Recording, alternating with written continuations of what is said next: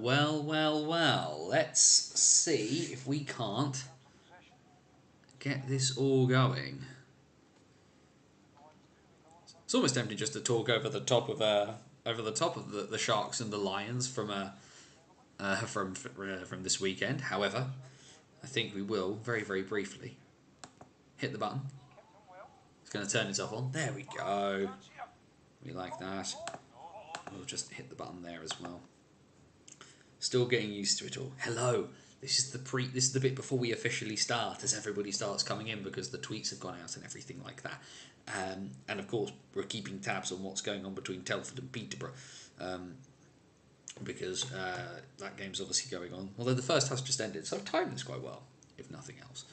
We will also very briefly just blow me nose, because we know the troubles I had last week, especially at the end. But yes, of course, this is the downside of having had to change locations to get things to work. I have no word on the fridge. You just get the bizarre things that are behind me in my house, which is less interesting. But let's make sure people get in. Let's get all those bits on the socials flying out there. What I'm very confused by is Peterborough have retweeted Telford saying the end of period score, and have subsequently then tweeted it themselves, which is a choice they've made. That's a strange one. That is a strange one. Also, we need to just check very quickly, just before bits and pieces happen. We're also going to pull up what we've got at the minute. We're not doing that. Not doing that. There we go. There we go. Like I say, we'll just make sure people are coming in. Also, I just realised I need to press that button on my phone because otherwise it's going to make a noise if anything happens at all, which is not what we want. Okay. We'll give people another moment just to get in, and then we need to get rocking and rolling because my plan is to get this done by 9, and then everybody can go head over and watch A View from the Bridge. You know what? Let's get rocking and rolling. Guys, gals, and the gender fluid and all beyond the binary. It is Wednesday night, it is 8 PM, and welcome back once again to the BOTW What's Current stream. My name is Anthony Russell, here to take you through absolutely everything that has happened from across the National Ice Hockey League structure here in Britain. We focus on the National Division, that is our home port, our bread and butter. But of course, we take a moment to have a look at absolutely everything from the National Division, as well as Division 1 and Division 2 in the north and in the south. Hope everybody's doing all right. Another eventful weekend across the NIHL. Not tons of games. It doesn't feel like there were as many games this past weekend. It feels like it's a bit of a light one, which is a bit especially strange given that we're getting towards the business end of the season. And well, we do kind of need to start in North 1, all things considered, because there's a lot of bizarre goings on with North 1.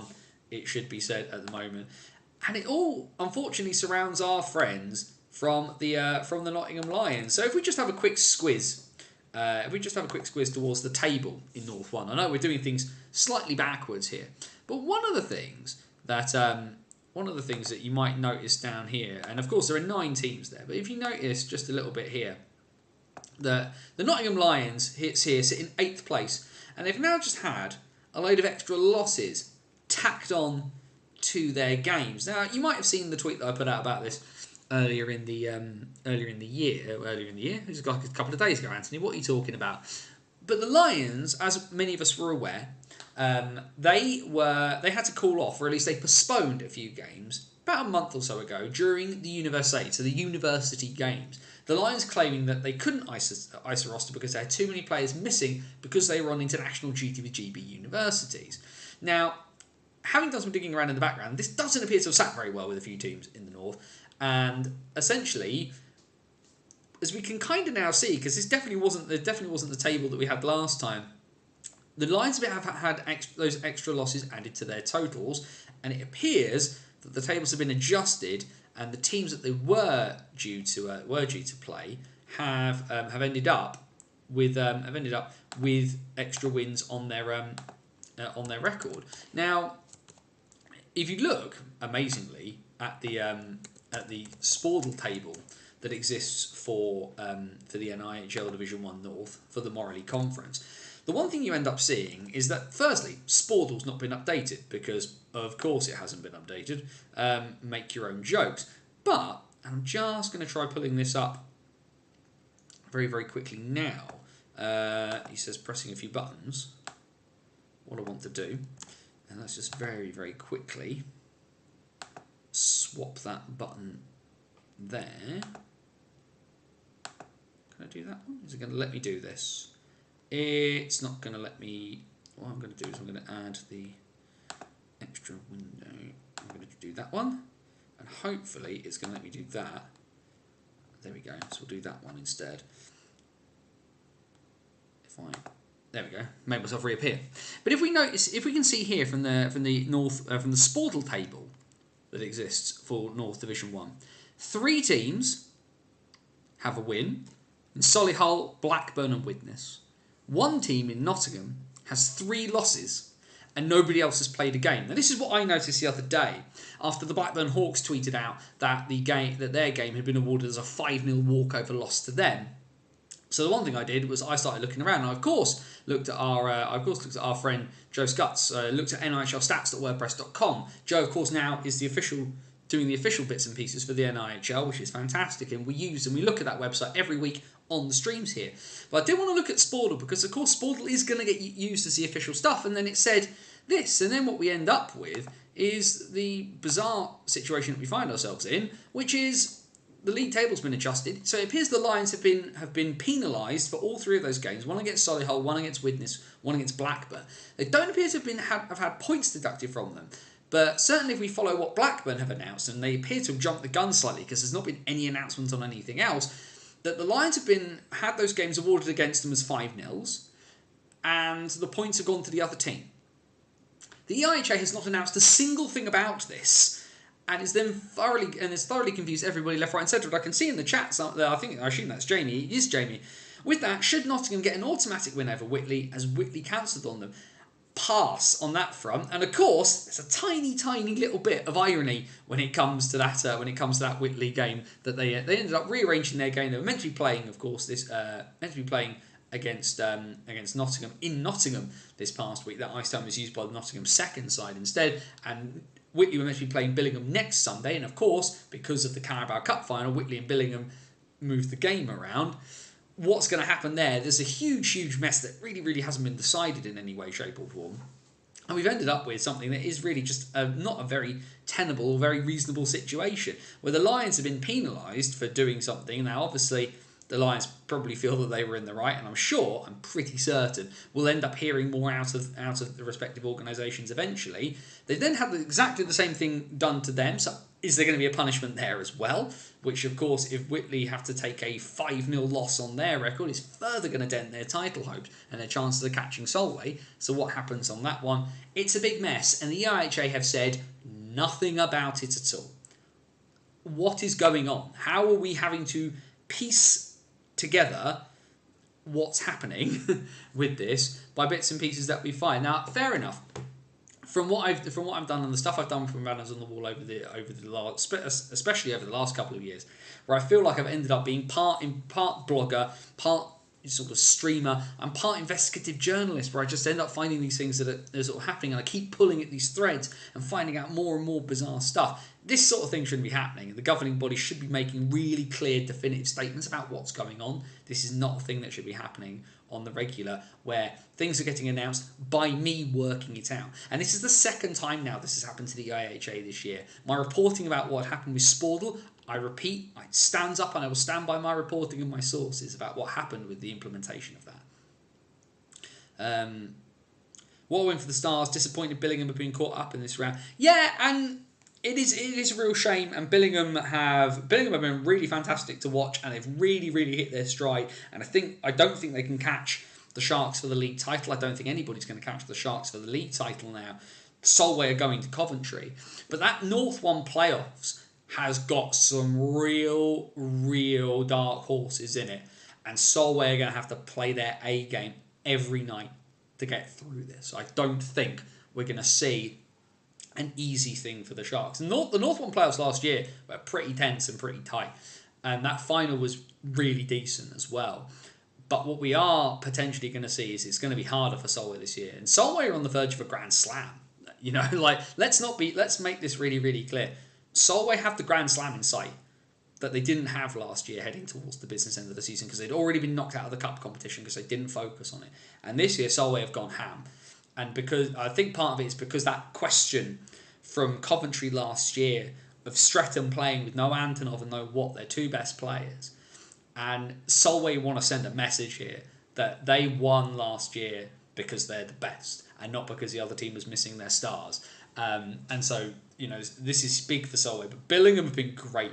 And Finn Braden has been tearing the league in U1. And Whitley have been very good as well. And they have a lot of depth and a lot of talent when it all works together. And so yeah, it's gonna be tough and it's gonna be interesting. And what I'm fascinated to see is whether we hear anything at all from the IHA about this. I get a feeling that given Nottingham poked their heads above the parapet about the fact that Whitley had moved the game and they hadn't been informed, I don't think this is done. Unfortunately, I think that's very, very frustrating for a lot of people to say, but I don't think that it is done.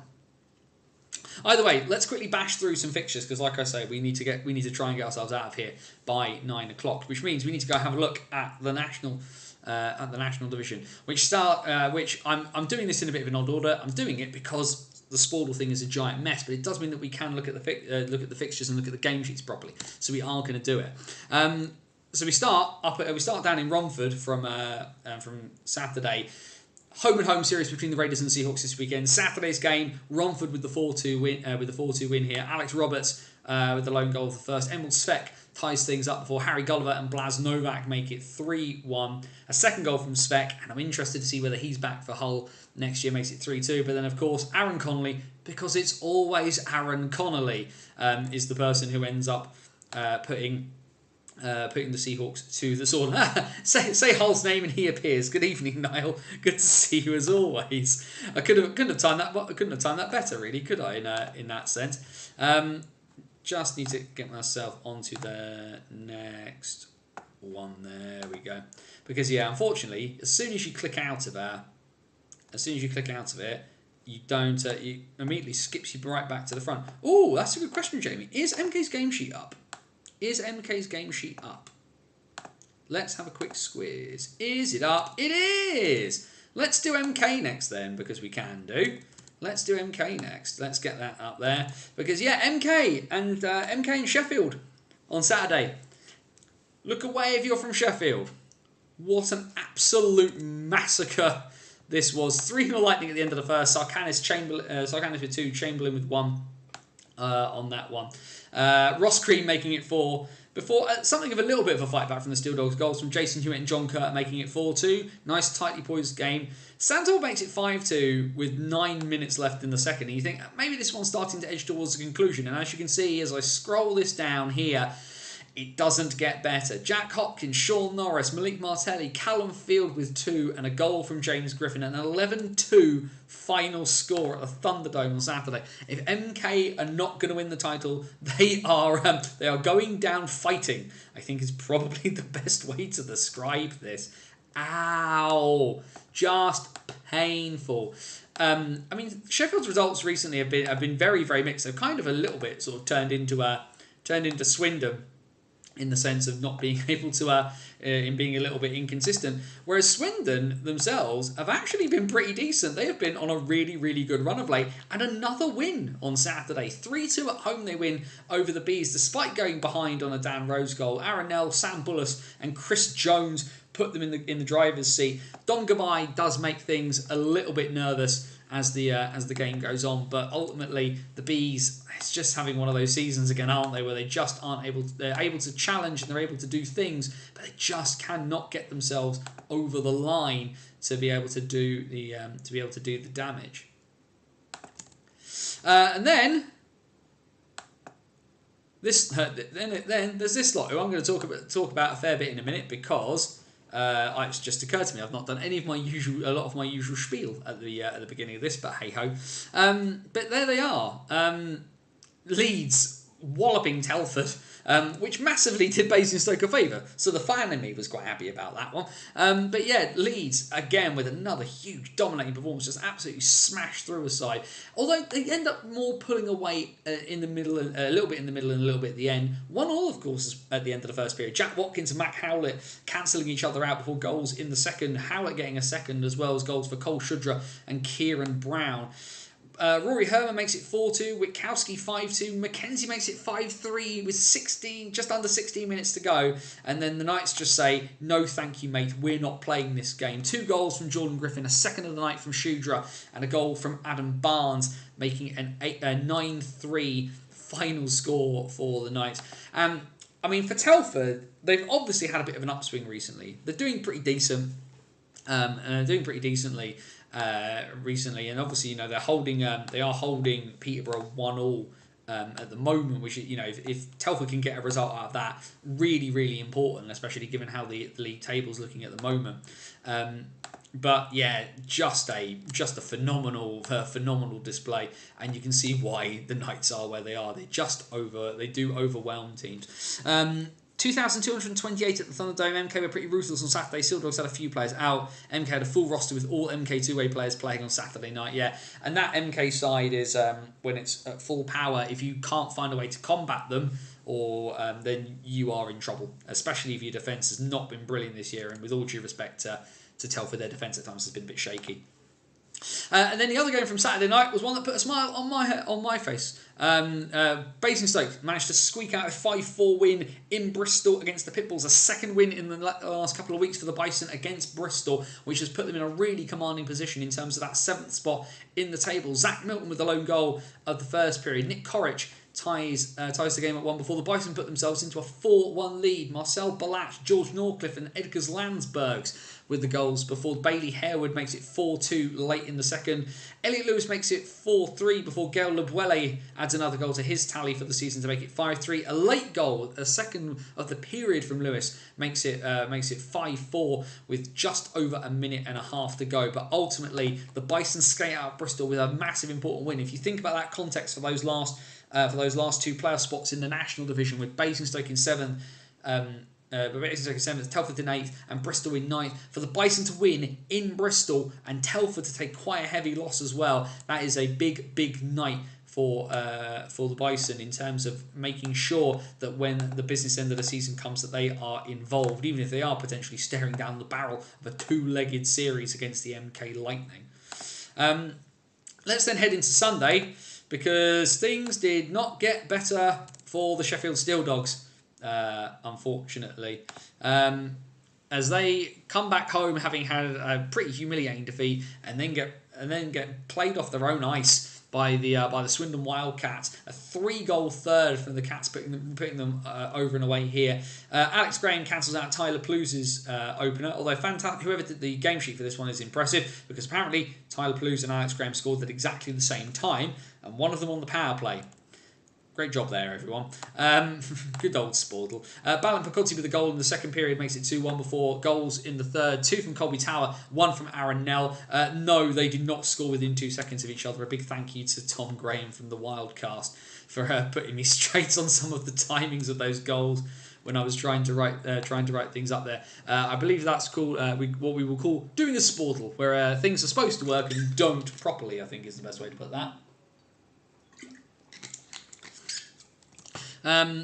We've just very quickly, he says, I've managed to not press a button there as I put my drink to my lips. Let's talk actually about the game that is the subject of the latest piece that's up on the website, bannersonthewall.wordpress.com, which is where I do my writing about the Basingstoke Bison. It's where our hockey story series is as well, with there's lots of great things. But that's where all my hockey writing goes, bannersonthewall.wordpress.com, and I do every match I go to from the Bison. There's some sort of roundup, wrap up, and I did do an audio one because I'm a bit time poor this week, and I'm trying to sort out a few bits and pieces in terms of the hockey stories piece I'm trying to write. And this isn't hyperbole, and I'm really sorry, MK fans, but having what I saw on Sunday, Leeds are going to win the title. They have, in the games I've watched, and not just against the Bison, but a large chunk of it is the games I have watched against Basingstoke. I watched the Basingstoke Bison win the 2016 EPL title, and I watched them win the 2018 South 1 title, and I watched Telford win the first iteration of the National Division, and we watched Telford win the National Division last season as well. And this Leeds side have what those title winning sides do, and that is a relentlessness to them. Not necessarily ruthless, not necessarily and not necessarily anything dirty or bad or anything like that, but Leeds are relentless. They have this, this high, not just the fact they have a high-powered office, but they just keep coming and coming and coming and coming, and they do not let you stop to think. It's going to be frustrating for some people to take, and obviously Peterborough's grip is starting to slip out of the title picture, and MK should be there or thereabouts given the roster that they have. But if Leeds play like they played on Sunday, and look at that result as well, 4-1, definitely nowhere near. And this was the thing that was frustrating as somebody watching it with my Bison hat on, was Basingstoke keep hanging around whenever they play Leeds. They don't disappear. We don't really go away. We don't lose by 6, 7, 8 goals to Leeds. We hang around. But they just keep on stepping away from everybody. And it's the Knights need to get themselves over the hump, because as we learned last year, they started strong and fell away. And they got to the cup final and fell away. And they got into the playoffs and they just didn't have the nous to cling on and get through to Coventry. That group is still there, and they've learned how to do those things now. They took their punches, they took their jabs to the face last year. We could be staring down the National Division Grand Slam in only its 3rd season. That is terrifying, and this lot are very, very good. Cole Shudra, 2 from Jake Witkowski and a goal from Kieran Brown for the Knights. Edgars Landsbergs for the Bison, and credit to Edgars Landsbergs, he has had a superb season, and his scoring has picked up recently as well. And I think maybe MK understandably used him in that kind of third line, sort of filling in role. But I think ultimately he's starting to prove a little bit this season that he is able to do some bits and pieces here. Telford didn't play on Sunday, because obviously they're playing now. But what happened to Bristol? Well, Bristol, they had another bad night at the office. They concede 5 goals again, but they get shut out in Slough against the Bees. Harvey Stead's 500th senior game. Congratulations to him on that one, and congratulations, I believe it was over £2,000 that the Bees raised for the epilepsy charity that Harvey wanted money to go to. And all things considered, not a bad way to celebrate bits and pieces for Harvey in that one. A couple of goals from Dom Gibai, one from Brendan Walcombe. Two from Brendan Walcombe, one from Dom Gibai. I'll get that the right way around. And then 2 empty net goals in the 3rd period, one from Juhal Lindgren and one from Dan Rose. Pretty important win for the Bees in that battle to not get the wooden spoon in the National Division. Obviously, them and Hull are going to be fighting it out for who comes bottom. I don't think that's a stretch of anybody's imagination at this stage. But it's obviously getting tight and getting tighter and getting closer at the bottom there. And speaking of Hull, because of course we do need to mention them, because they had the second game of their home and home with the Raiders, which the Raiders won again. 4 points for the Raiders, who look like they're pretty much going to cement themselves into that 6th spot. The Raiders go 2-0 up in this one in the second period. A scoreless first, actually. Not that hasn't happened many times in Hull this year. But Harry Gulliver and Jake Sylvester with the 2 goals for the Raiders. James Archer getting a goal late in the second, but unfortunately for Hull, just no way back on that particular occasion. Let's just quickly, because I believe we've got 1 game left, which I think is probably gonna make Jamie at least happy from our regular viewers. So let's talk about it then, and quite a big one, all things considered, because for me this starts to edge Peterborough away from the title race unless the results really go their way. Phantoms 4, MK 5 is the final from Peterborough on Sunday. Peterborough ahead in this game at times as well. Sam Talbot and Sean Norris in the first for the Lightning, but the Phantoms were 2-1 up. Hadalek and Spears with the goals there before Norris gets a late goal in the first. Norris's second of the night makes it 3-2. The team sort of trade goals in the second period. Norris, then Sasenis, then Talbot, then McEwen, making it 4-4. But Sam Talbot gets the hat-trick goal early in the third, and the Phantoms just do not have a way to come back, unfortunately. There is no answer, and MK managed to squeeze out and past the Phantoms. The Phantoms have Basingstoke twice this weekend, home and home.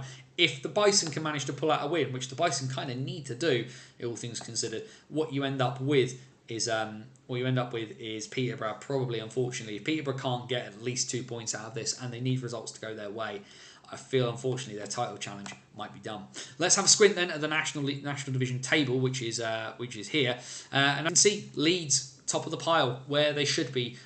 Game in hand still on the MK Lightning, and 2 points ahead. The gap now between Peterborough and MK is now 6 points in and of itself. Like I say, they do have a game in hand, but they're starting to really need results to go their way. Sheffield are in fourth, 59 from 45. Swindon 55 from 45. The Cats are now officially qualified for the playoffs as a result. Raiders 48 from 44. Basingstoke then at 12 points behind, 36 from 44. Telford 33 from 44. They'll have played a game more by the end of this evening. Bristol 29 from 44. That's a nice comfortable cushion there for the Bison, providing that they can keep up some of their better form they've had recently. The Bees 23 from 44. Hull 20 from 46. It's going to be a bit of a stretch now for the Seahawks to not get the wooden spoon when it comes to the National Division.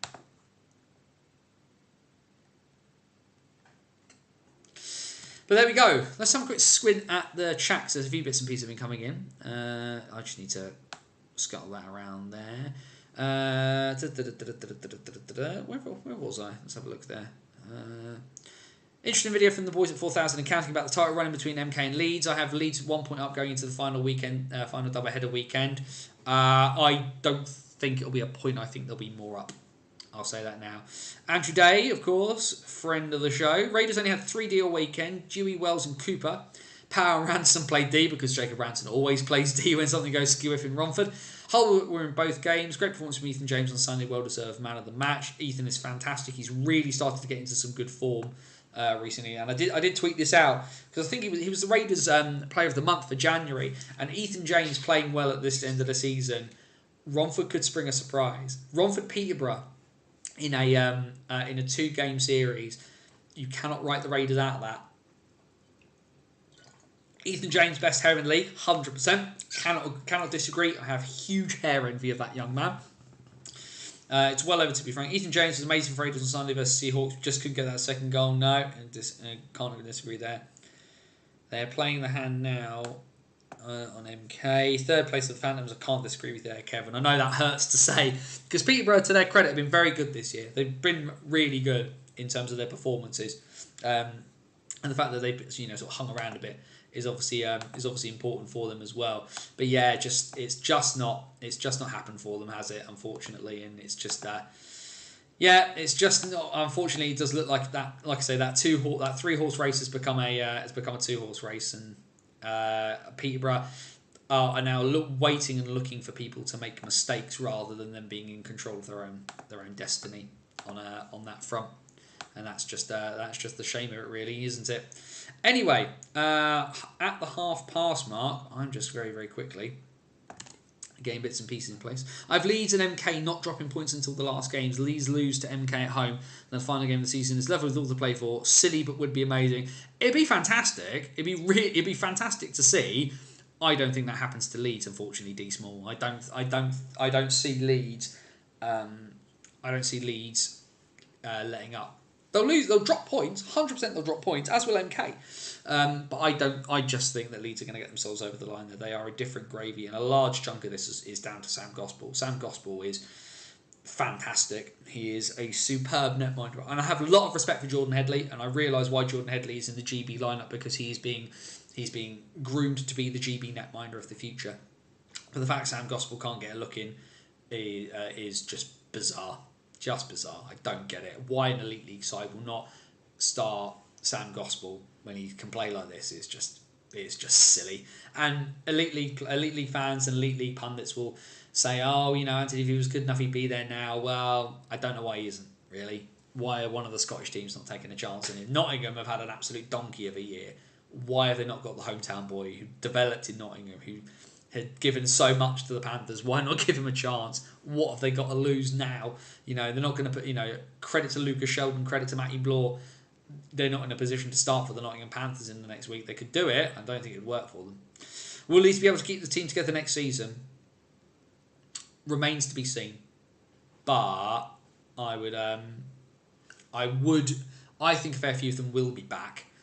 But I'm very, very interested to see what happens with some of the depth guys. Didn't he say he didn't want to leave? If he doesn't want to leave, then that's entirely up to him. He's good enough to do it, though. He's good enough to do it. As is Jordan Headley. Jordan Headley, you know, started games for commentary this year and won them. Firstly, goal for Finn Braden last week against Sheffield. Superb. Yep, we sing Finn Braden's praises regularly on this stream, Andrew. And also, talking of Finn, let's go up to our friends up north and have a look at North 1, because quite a few games on the Sunday, and one of them we do need to mention, of course. A couple of games there from Saturday. A big derby win for the Widnes Wild. They win 7-4 against Deeside over in North Wales. Whereas Solway, well, they just keep stamping their authority over everyone and everything. A 12-1 win against the Nottingham Lions in Dumfries on Saturday. However, I'm going to cut off of this because I want to go full screen to make this point. Dear Solway, right?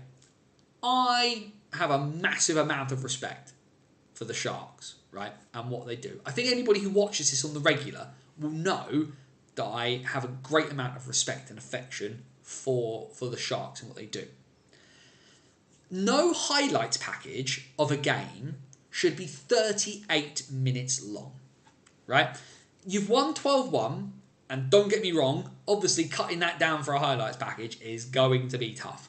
I can get that. Highlights of one game should not be 38 minutes.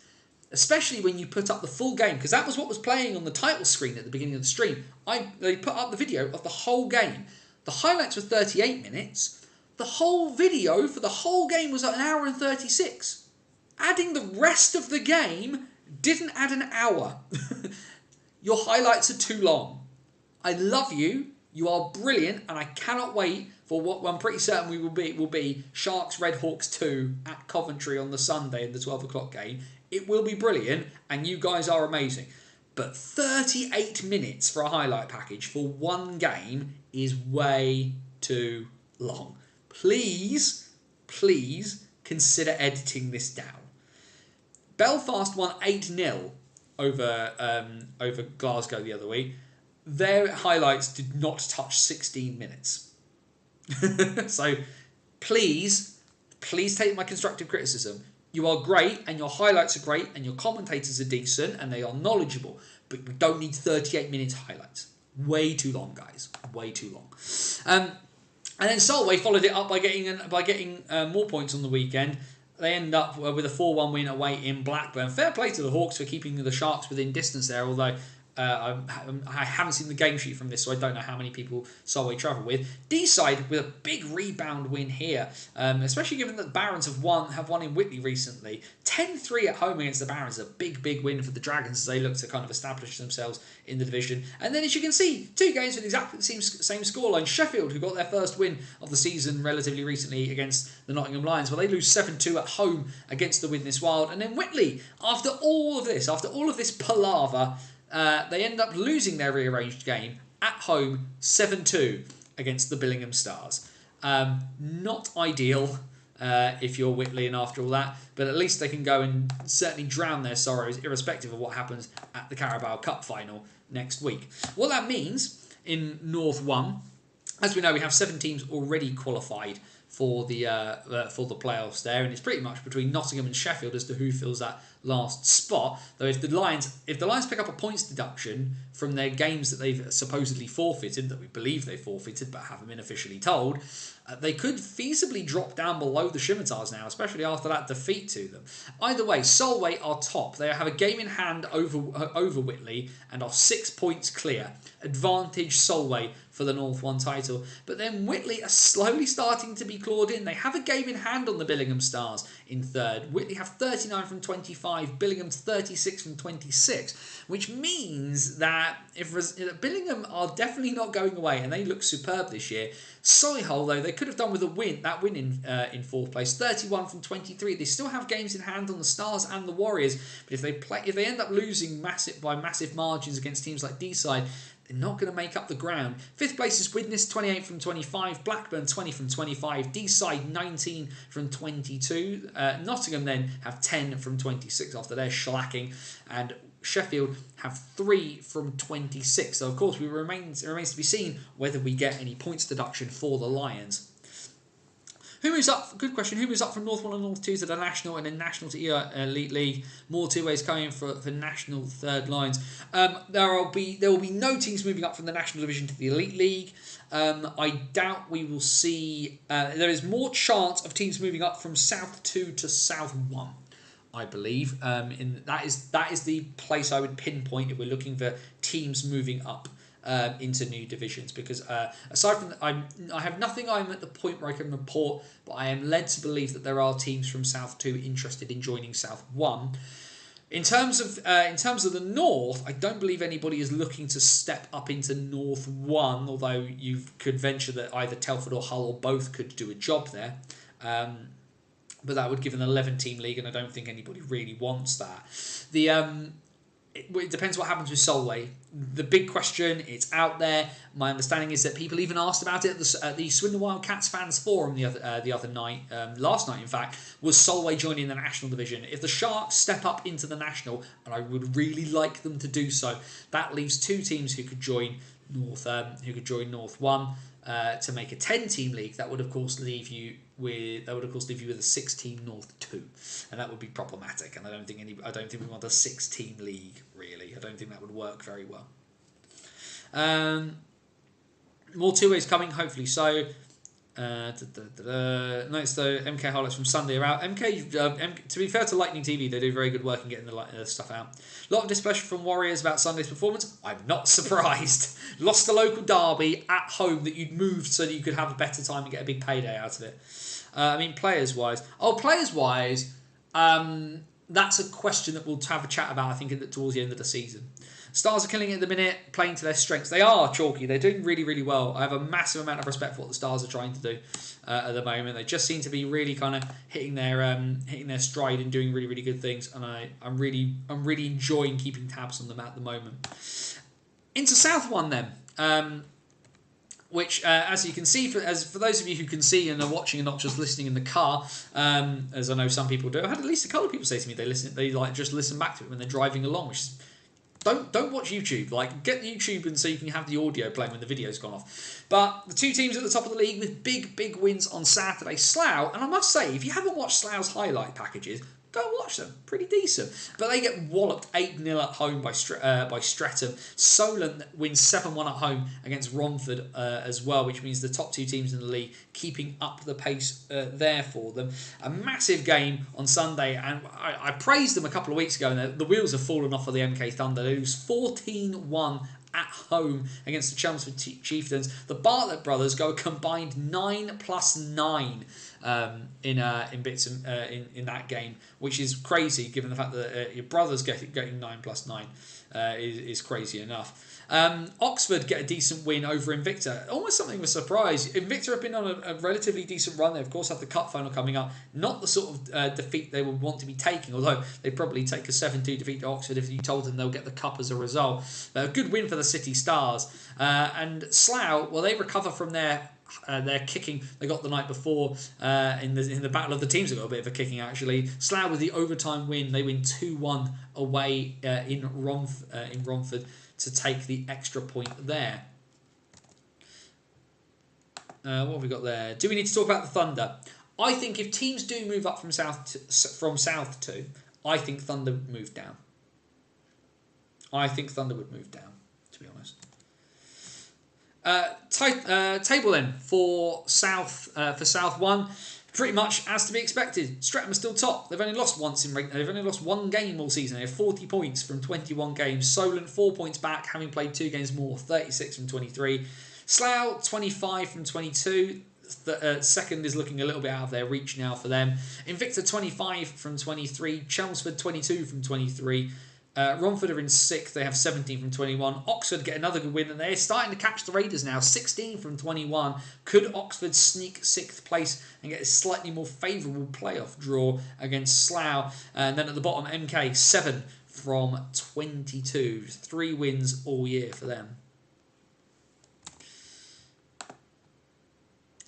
We then shuffle our way on to into North 2.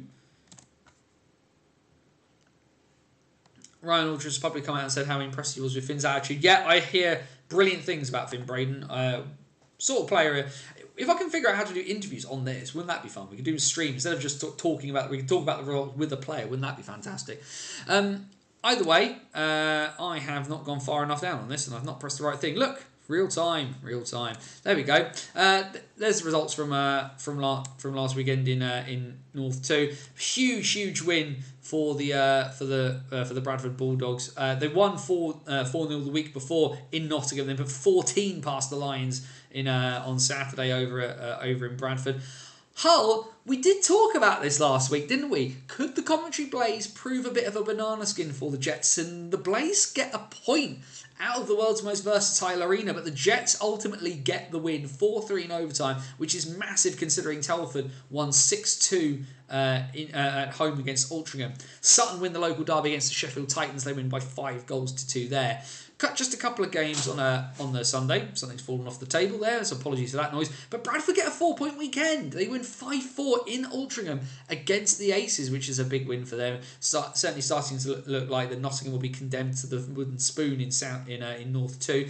Coventry then, well, they run Telford close as well. It's a 2-1 regulation win. No point to the Blaze in this one. But their recent play has been something to really keep an eye on, potentially when you think about the North 2 playoffs. The Lions then, well, they got a free ice time slot because the first team were meant to be playing against Whitley and couldn't. They lose 6-0 at home to Sutton, a 4-point weekend for the Sting, which is the sort of thing the Sting will be looking for in terms of gaining momentum heading towards the playoffs themselves.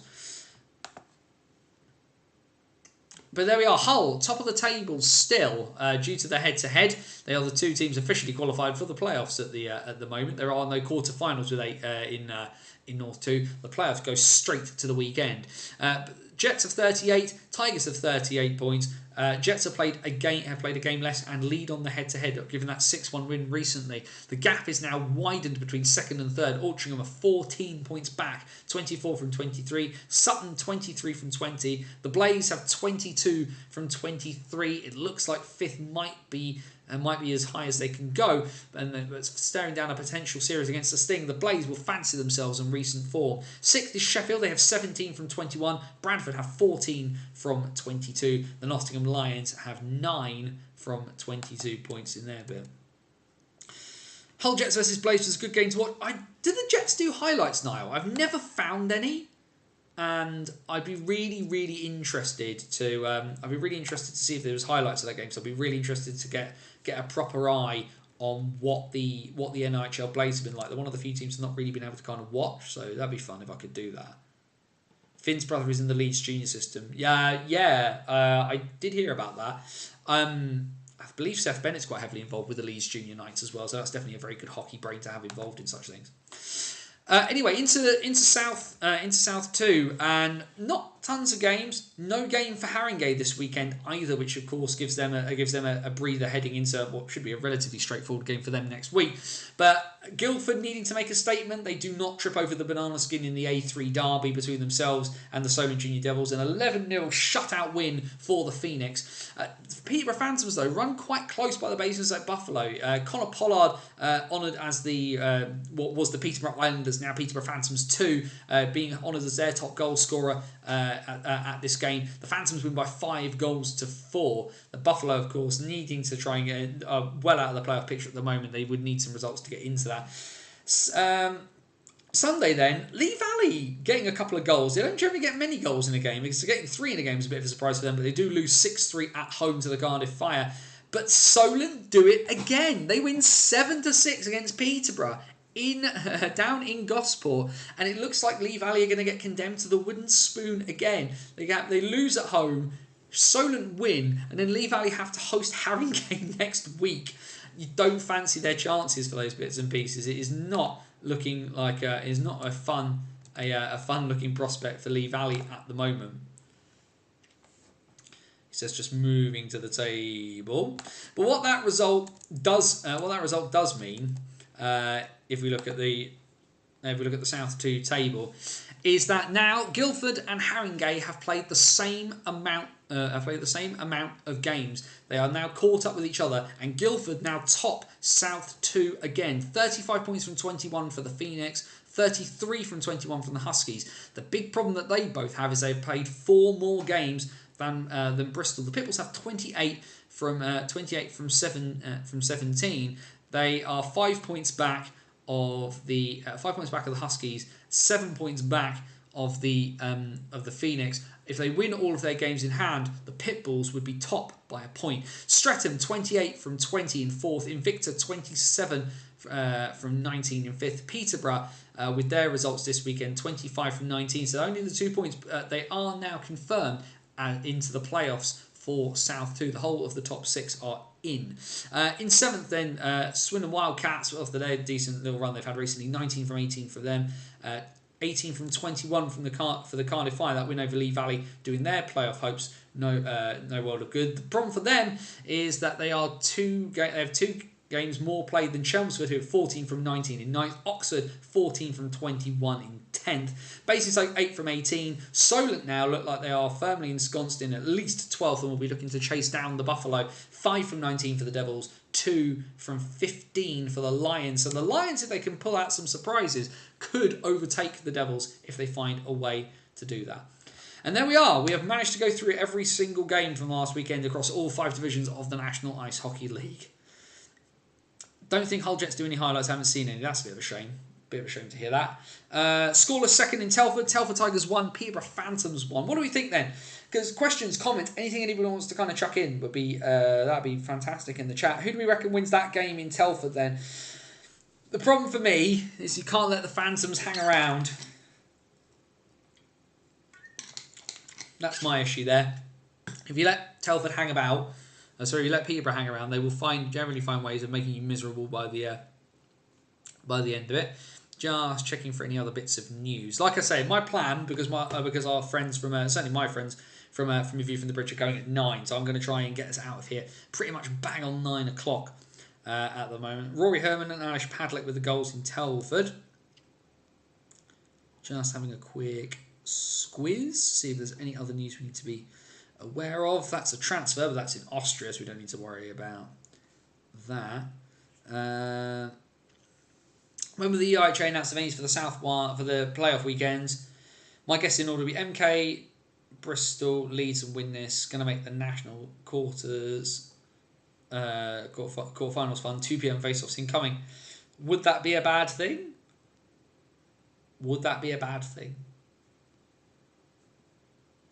I don't necessarily think it would. Because what you do is you give unless Telford, unless Ralph scores. Good old Ralphs. I think you potentially do a deal where if one of the rinks that's hosting one of the regional finals, then you do a deal where you can get into both finals. You'd have the national game and the and whatever playoff weekend it is. Can you imagine at Leeds, right? If you've got the North 1 playoff final on a Sunday, and Leeds are at home, and you do Leeds at like 2 p.m. and then the North 1 final after it, and you say to Leeds fans, season ticket holders get in for like £3. Come get extra hockey. Have a day at the hockey. Maybe, I don't know. Does Peter Cech still play hockey, and if so, who for? He does, Niall. He is currently a netminder for the Chelmsford Chieftains in South 1. He is partnering Luca Sadri. So you've got a 39-year-old and a 17-year-old as the netminding duo down there in Chelmsford. Apologies, I think Luca just turned 18. But yeah, talk about an advantage for that young man in terms of learning how to hold yourself as a sportsman. That is a fantastic way to be able to kind of deal with things. We are just going to quickly close a few windows that we don't need now, because the one thing that we do need to do is we need to start shuttling towards. I've just pressed the wrong button there. That was super unhelpful. Let's start bashing towards fixtures for this upcoming weekend. We'll start in the National Division as we will. We'll ignore the fact that we'll ignore Wednesday's fixture because that's happening right now as we're talking, even though they're in the second period break between Telford and Peterborough. Friday night then in Sheffield, Sheffield Steel Dogs and the Telford Tigers will go. So 2 games in a couple of days for the Tigers there. 7:30 p.m. face off at Ice Sheffield on Friday. That means on Saturday then we have a few games. 6:30 p.m. face-offs in Swindon. They take on Sheffield. The Bees take on the Hull Seahawks at the Hangar at 6:30, and Basingstoke take on Peterborough. The 7 p.m. face-offs on Saturday. The Bristol Pitbulls take on the Leeds Knights. So if Leeds would like to do Basingstoke a favour again, thank you very much. And MK take on the Raiders. That's a 7 p.m. face-off in at the Thunderdome. Moving into Sunday, then it's a home and home for the Seahawks and the Bees. They will meet at the world's most versatile arena at 5:30. Leeds take on Bristol at 5:15 at the Castle. 5:30 in Peterborough for the return game from the night before. Phantoms and Bison. 5:15 p.m. at Sapphire Ice and Leisure for the Raiders and the Lightning. And as always, 6 p.m. face-off over in Telford on the Sunday. Cats versus Cats. Tigers versus Wildcats. I've tried to be clever here and press the button, and it should hopefully load up, and it's not going to now I've pressed that button, is it? 4-point weekend for the Phantoms. Bore off, Kev. Oh, actually, no, wait, that's what they do. That's what they always do. What have I pressed there? There we go. Let's do that. So we'll go to North 1 then for the games this weekend. D-side, not at home on Saturday for the first time in what feels like about 5 years. They take on Blackburn at 6 p.m. In Lancashire. 4 p.m. face-off on Saturday for the Scimitars in Sheffield. They take on the Billingham Stars. Widnes take on Nottingham on Merseyside. That's a 7 p.m. face-off there. Sunday, 5:10 p.m. face-off for the Scimitars. They take on the Solway Sharks. Top versus bottom encounter there. 5:30 p.m. face-off on Hobbsmoat Road for the Solihull Barons. They take on the Blackburn Hawks. Widnes do the honours at 5:30 as well. They take on D-side on Sunday. Alex Graham scored for the Steelers tonight. Well, good for him. It's good to see him doing good bits and pieces there. We like the fact that young Brit's doing well. Into South 1 then, from Saturday. 5:15 p.m. face-off for the Romford Junior Raiders. They take on the Oxford City Stars. Those two are very close in the table. Can the Stars spring the surprise there and get themselves above the Raiders in the table? Chelmsford versus Slough is 6 p.m. face-off at the Riverside. That will be a big game in terms of playoff positioning there. And the league leaders are at home on the High Road. 5:30 p.m. on Saturday, Streatham versus Invicta. Sunday, 5:15 p.m. face-off down in Kent for Invicta versus Chelmsford. Those two gearing up towards the South 1 Cup final in March. And then 6:15 p.m. face-off in Oxford. The City Stars and the Raiders will do battle once again this weekend. And a 6:45 p.m. face-off at the Thunderdome for the MK Thunder against the Slough Jets. I've not pressed the button to go down any further. There we go. Not many games in the sphere of North 2 this weekend, but a potential banana skin for the Hull Jets. They have to travel to the Sheffield Titans on Saturday. That's a 7:30 p.m. face-off. That's ahead of the fact that Sutton are playing in the same rink at 1 o'clock. Sutton versus Coventry in what could be a potential preview of a play or at least could be a very, very big marker of who gets into the playoffs. I keep forgetting North 2 don't do quarterfinals. Just do the weekend. Remember, Anthony. The other game from the weekend is on Sunday. Nottingham take on the Altrincham Aces at the Small Pad at the NIC at 7:15 p.m.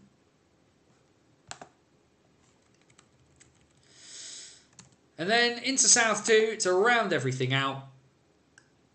Lee Valley are going to be in for a hell of a night. They take on the Haringey Huskies at 5:30 p.m. over up in Cambridge as we wait for the new Lee Valleys to be ready. 6:15 p.m. face-off in Oxford for the Rising Stars against the Invicta Mustangs. I believe this game's going to be a 4:30 p.m. face-off. Obviously a very tight game up in Peterborough. Can the Buffalo get a measure of revenge against the Peterborough Phantoms? Bristol actually have a game this weekend. Of course, we know they've got games in hand. No Guildford playing and Haringey playing the night before. Bristol versus Invicta could be huge for the Pitbulls. They need wins to catch up those places. The South 2 title is still very much on the cards for the team from the West Country. The other team from the West Country is Swindon. They have a 6:30 p.m. face-off on Sunday against Lee Valley. One of those games in hand that the Lions have over the Solent Devils. You think they have a better chance of getting a result on Sunday than maybe they do on Saturday in that one. Either way, that's the fixtures for this upcoming weekend from the NIHL. We've got 4 minutes before I'm going to try and get out of here. Questions, comments, anything else anybody wants to chuck in. Let's have a look. I'm having a trip to Solway for the Morley final with the Sharks and Stars. It's going to be a really interesting game because both teams are playing physical hockey. They do, yeah. If I could go chalky, I would love to be able to go to a game like that. What I'd love to be able to do is I'd love to be able to go to Dumfries. I do Queen of the South in the afternoon, Sharks in the evening. I'd love to do a trip like that. Be fantastic. Leeds is a great venue, was not liked by North fans. That's fair enough. Saw Petr Cech training with the Chicago Blackhawks recently. Yes, he did. Washington, Pittsburgh not to make the playoffs. It's not looking good for the Caps at the moment. We're awful right now.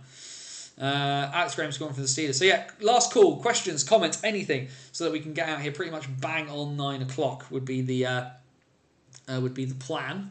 There doesn't appear to be any other immediate news leaping out of anywhere. Although just looking at this, un-hockey related, Netflix announcing Quarterback, a docu-series following the 2022 NFL season through the eyes of Kirk Cousins, Marcus Mariota, and MVP and Super Bowl champ Patrick Mahomes. Now that, if that works for American football, would be really interesting if we could do that kind of thing with a few hockey players. Can you imagine like a documentary like that following on like McDavid or maybe not Connor Bedard? I don't think that's fair to an 18-year-old to foist that upon anybody. The other news coming out of the NHL, though, the potential for pre-season games in Melbourne, Australia. Talk that the LA Kings and the Boston Bruins are looking to play some pre-season games down under. Now, as someone who's followed Australian hockey for a number of years, that'd be huge for the sport there. Certainly for the teams in and around Melbourne, whether you've got the Ice, the Mustangs, the junior system from the Ducks over at Ice HQ. There's a lot of hockey being played in that part of, particularly in that part of Victoria. So if that can happen, that'd be brilliant. But yes, last call, questions, comments, anything anyone wants to throw in here before we head on out of here for the evening. Because otherwise I'm going to give everyone a couple of seconds and I'm going to drink some water and then we're going to get out. I think playoff weekend should be fun. See what happens as a whole Seahawks fan. You can turn up and you can watch the games in peace with a beer, Niall. 30 players in the National League now over 50 points. That's pretty impressive.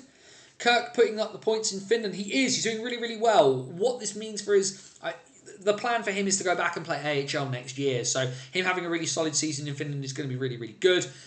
His team probably will qualify for the playoffs, but I don't think they will go very far in it. But it'd be great if they can do. Right, with less than 2 minutes left, we are going to call it there. Bannersonthewall.wordpress.com, your number one source for everything related to the Basis at Bison. Player comings, player goings, match reports, all kinds of crazy things related to the Bison on there. We've been the number one source for such things for over nearly 12 years now. It'll be 12 years next month, in about a month's time actually. As well as a Hockey Stories series, long form pieces of content about the weird, wonderful and wacky world that is the world of ice hockey. New piece in the works. I'm doing some writing about of the latest piece to come over the next couple of days, which should be a lot of fun. Also on there, the back catalogue of the old BOTW podcast, lots of old interviews from back in the day, as well as Dice Hockey, our tabletop ice hockey game that you can play at home. It is free to download. All you need is a few bits and pieces you can find around the house to play with your friends and your family and have a good time. And it's, like I say, free to download. But if you do enjoy it, please do consider making a donation to Parkinson's UK. That'd be appreciated. Facebook.com/BannersOnTheWall. If you like getting bits and pieces for your Facebook feed, please do go over there and hit like on the page. Everything that goes on the website and links for bits and pieces go through the Facebook page. Twitter is @BannersOTW. That's where you get where I do most of my interacting with bits and pieces. For a bit of sort of a rolling commentary on hockey. I do some pieces that go exclusively kind of on the Twitter, just sort of little bits of stuff that I've managed to dig around and find, as well as getting the links for bits and pieces like this. And where you are now, YouTube, on a Wednesday night, 8 p.m, the BOTW What's Current stream, the NHL's first, and as far as we're aware, only live show that covers all 5 divisions of the NIHL structure. Make sure you hit subscribe, hit the notification bell, because that means as soon as the stream goes live, you're here ready to rock and roll. We thank you for joining us once again. 9 o'clock on the nose. Let's all go see what happens with Telford and Peterborough. Let's all go and enjoy a view from the bridge as they're about to get rocking and rolling.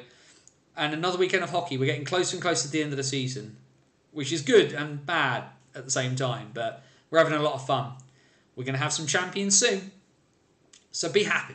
And if you can't be happy, then please do be safe. For banners on the wall, as my friend Scott Wells would say, take care of yourself and somebody else. For banners on the wall.wordpress.com, this is Anthony Russell saying stay safe, and so long till next time. Now go hop on over to a view from the bridge. Tell them Anthony sent you. Take care, everyone.